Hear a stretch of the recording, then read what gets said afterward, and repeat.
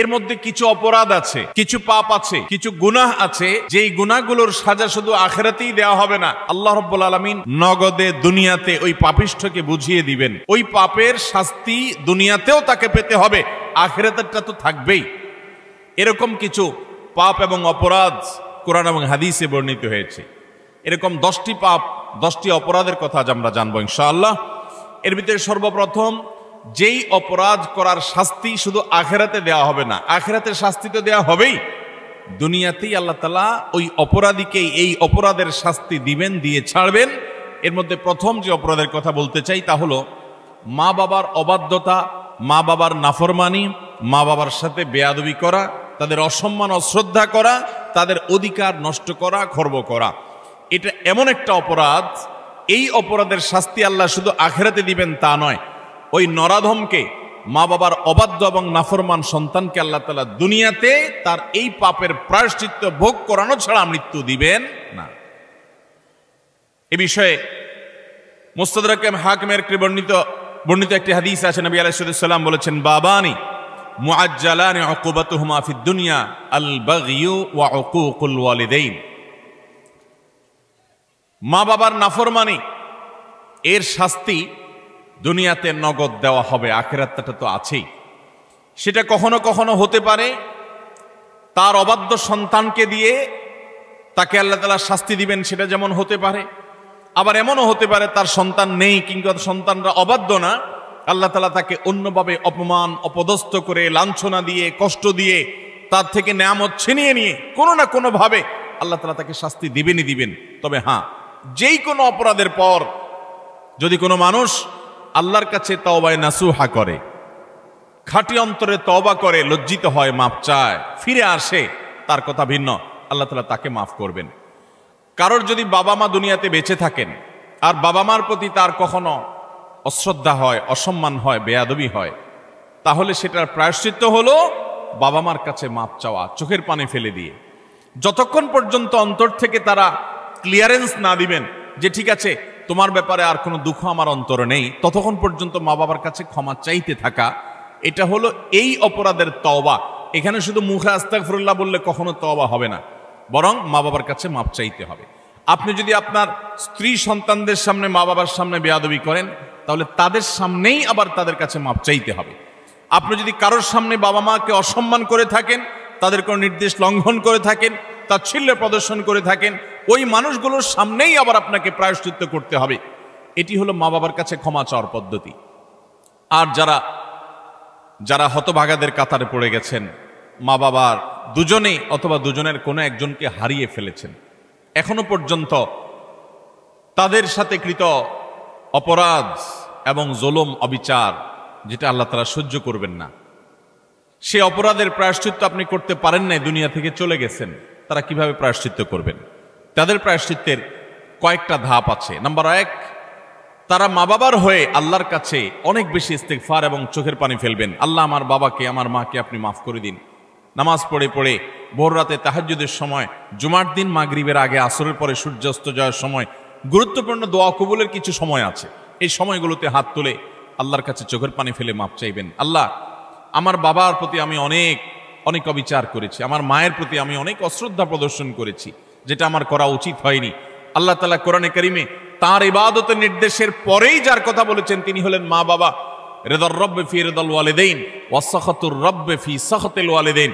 নবীজি সাল্লাল্লাহু আলাইহি সাল্লাম বলেছেন, কারোর মা বাবা যদি তার উপর সন্তুষ্ট থাকে তো আল্লাহ তার উপর সন্তুষ্ট, আর মা বাবা যদি অসন্তুষ্ট তো আল্লাহ তার উপর অসন্তুষ্ট। মা বাবা হলো মানুষের জান্নাতের দুয়ার, এটাকে ঠিক রাখলে মানুষের জন্য জান্নাতের পথ সুগম হয়। মোহতারাম হাজরিন, এই জন্য কোনো ইমানদার যদি তার মা বাবাকে হারিয়ে ফেলেন, দুজনের কোনো একজন চলে যান, এটা বড় দুর্ভাগ্যের কথা যে জীবদ্দশায় মাপ চাওয়া হয় নাই। প্রায়শ্চিত্ত করার জন্য প্রথম কাজ হলো মা বাবার হয়ে অনেক বেশি বেশি ইস্তিগফার করা, ক্ষমা প্রার্থনা করা, তাদের হয়ে আল্লাহর কাছে আপিল করা, দোয়া করা, আল্লাহ তাদেরকে মাফ করে দিন। এই কাজটি অনেক বেশি পরিমাণে করতে থাকা, দিল থেকে করতে থাকা এক। দ্বিতীয়ত যে কাজটা করতে হবে তা হলো, সহিহ মুসলিমে বর্ণিত একটা হাদিস থেকে আমরা জানতে পারি, নবী আলাইহিস সালাম বলেছেন, কোন ব্যক্তি তার বাবা মার প্রতি বাধ্যগত হওয়ার, তাদের অনুগত হওয়ার, তাদের প্রতি সদাচরণ করার একটা গুরুত্বপূর্ণ পার্ট এবং অংশ হলো মা বাবার অগোচরে কিংবা তাদের উপস্থিতিতে তাদের যে বন্ধু বান্ধব আছেন, তারা যাদের সাথে উঠা বসা করতেন, তাদের সহপাঠী যারা ছিলেন, সেই মানুষগুলোকে বাবা মার মতো সম্মান করা। ধরুন আপনার বাবা দুনিয়া থেকে চলে গেছেন, বাবার বন্ধু কারা ছিলেন, বাবার সহচর কারা ছিলেন, বাবার একান্ত কাছের কারা ছিলেন। আপনার বাবা বেঁচে থাকতে আপনার ছোট ভাই বোনদেরকে অনেক আদর করতেন, আপনার বাবার অনুপস্থিতিতে আপনি তাদেরকে আদর করলেন।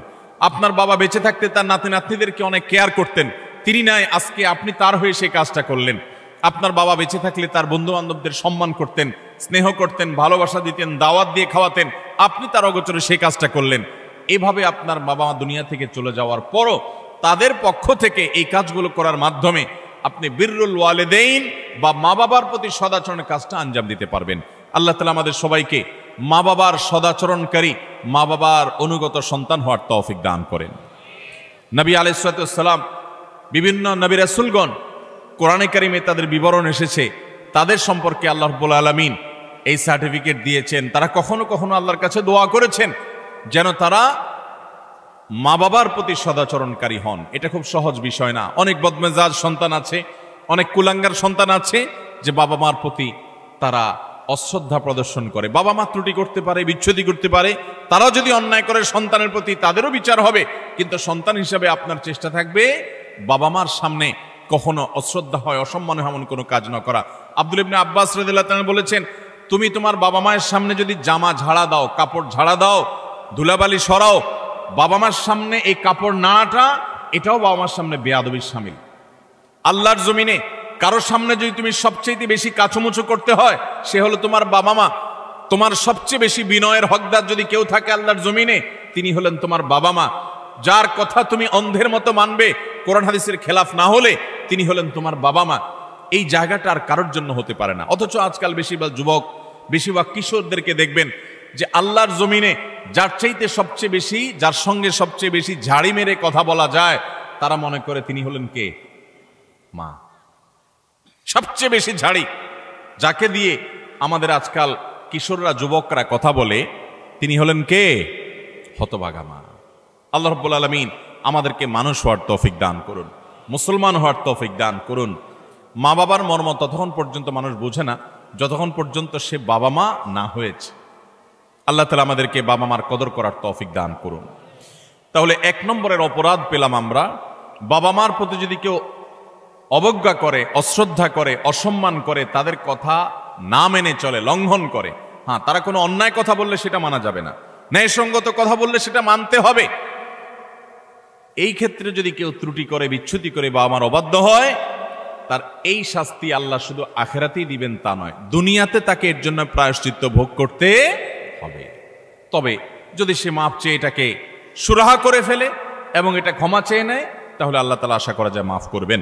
নাম্বার 2, কারোর প্রতি জুলুম, কারোর প্রতি অবিচার, গায়ের জোর খাটানো, মাস্তানি গুন্ডামি করা, প্রভাব প্রতিপত্তি দেখানো, যে কাউকে দুর্বল পেয়ে তার উপরে চড়াও হওয়া, কাউকে ঠেকিয়ে ঠকিয়ে নিজের কাজ সিদ্ধ করা, এই মানুষের প্রতি জুলুম, অবিচার, এটার শাস্তি আল্লাহ তাআলা দুনিয়াতে দেন।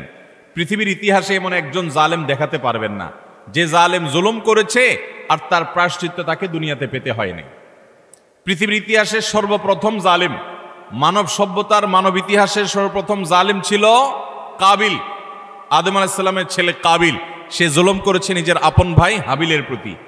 আল্লাহ তাআলা তার মুখ সম্মোচন করে দিয়েছেন, তাকে অপমান অপদস্থ করেছেন, তার এই কুকর্ম আল্লাহ তাআলা ফাঁস করে দিয়েছেন। এটি ছিল আল্লাহর পক্ষ থেকে তার জন্য দুনিয়ার শাস্তি, আখিরাতের শাস্তি তো আছেই। পৃথিবীর ইতিহাসে বহু জালেম গিয়েছে, নমরুদ জুলুম করেছে, আবু জাহাল জুলুম করেছে, উতবা সাহেবা জুলুম করেছে, অনেক পরাশক্তি জুলুম করেছে। আল্লাহ তাআলা তাদের প্রত্যেককে অপদস্থ করেছেন, অপমান করেছেন, তাদের মুখ সম্মোচন করেছেন, তাদের শাস্তি দিয়েছেন। তবে আল্লাহ ছাড় দেন, আল্লাহ ছাড় দেন। আল্লাহ বলেছেন, ইন্নামা নুমলি লাহুম, আমি ছাড় দিয়ে রাখি, ইন্না কাইদি মাতিন। ছাড় দেওয়ার পরে যখন ধরি, সে ধরাটা হয় বড় শক্ত, সেটা থেকে বাঁচার কোনো উপায় থাকে